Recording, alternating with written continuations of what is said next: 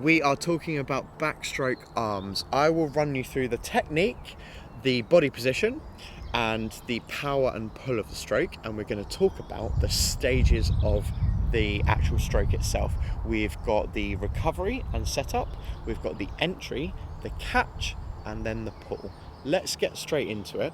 I would suggest that you, excuse me, my float's floated away, but I suggest that if you're learning this from scratch, you invest in one of these. They're very cheap. They're about £15 on Amazon, and they're fantastic. They'll help you with your backstroke, your front crawl. They can help you with breaststroke, everything. So this is a really good investment if you're new to swimming, because it's going to help you massively.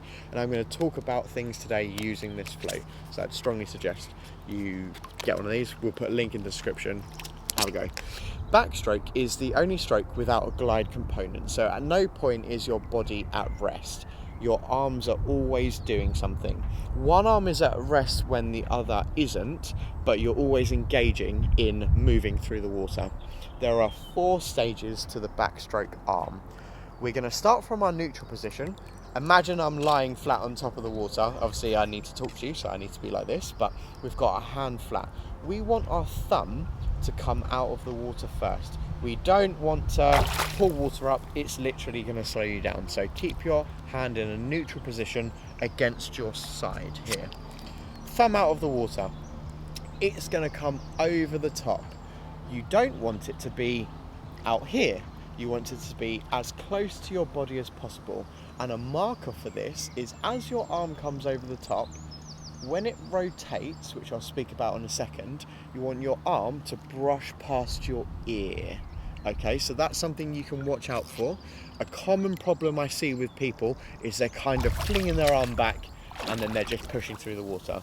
This is a very quite rigid stroke. When I swim in a second and I show you, you'll notice the technique of my body, and when I'm moving my arms, is very in line. We want to keep quite narrow, minimal disturbance to the water. I mentioned that rotation of the arm. So your thumb comes out, you want to rotate your hand. This is called the setup because we're going to put our arm into the water. That is called the entry. We want to enter with our little finger. So thumb out first, little finger in. That's very important. Why? If I put my thumb in, I can't pull the water. If I put my little finger in, I can push through the water and get that water behind me.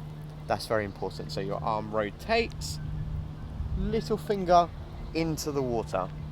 Enter as close to your body as possible. Naturally, and if I square up to the camera, you will see that as you rotate your shoulder, your arm will slightly come out. That's absolutely fine. There's a little bit of a rotation in the body. We'll speak about the body position in a second, but one shoulder, the opposite one, is going to slightly rise out of the water. That's absolutely fine.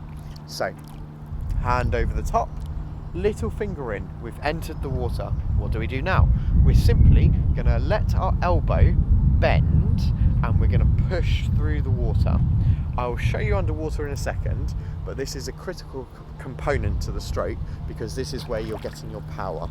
Backstroke isn't the fastest. You're not looking to break records with this.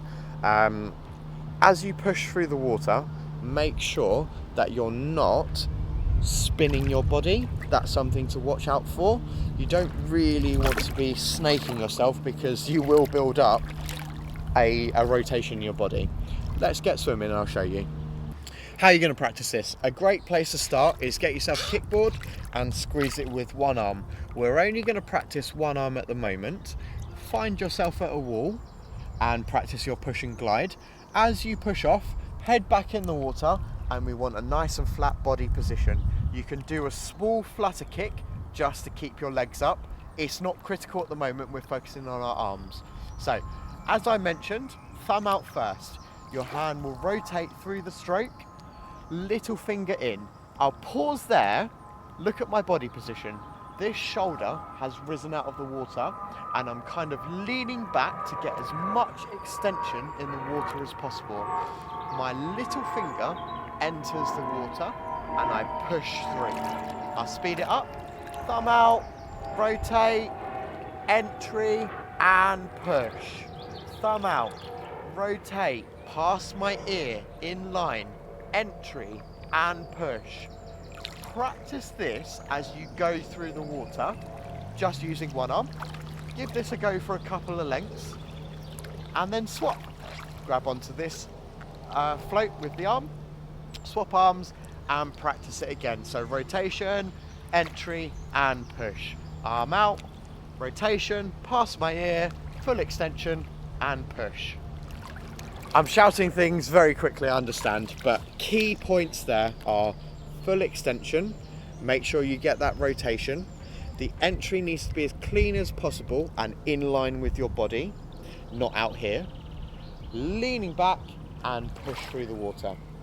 The next progression after you've practiced with one arm is, and it gets a bit clunky here, but you can practice swapping arms each time. Now, you might be fumbling for the float. I personally don't like this. I like to just move on when I teach people straight onto the full stroke. A good place to start is your push and glide and then move into your arms. I will show you swapping arms each time with the float now. Give it a go, see if you like it. If you don't, I don't blame you. It looks something like this. So start that flutter kick, one arm over the top, rotate and push. Grab onto the float. Other arm over the top, rotate, entry, push. Grab onto the float, arm and push. Other arm over the top, rotate, entry, push.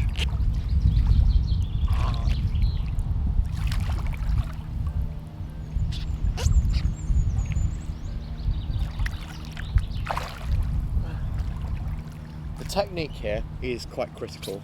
Don't rush it, go nice and slow and make sure that all of those things I've mentioned, most importantly, the extension, the rotation of your body and your entry is as spot on as possible before you ditch this and move on to the full stroke.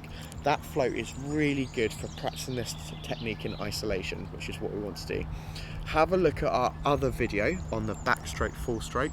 I'll talk about the legs, I'll talk about the body position and how to start engaging your arms.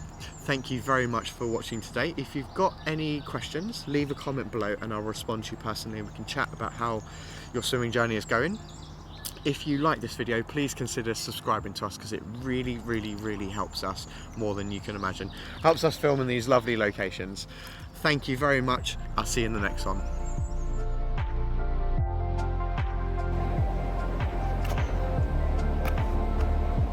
Hi.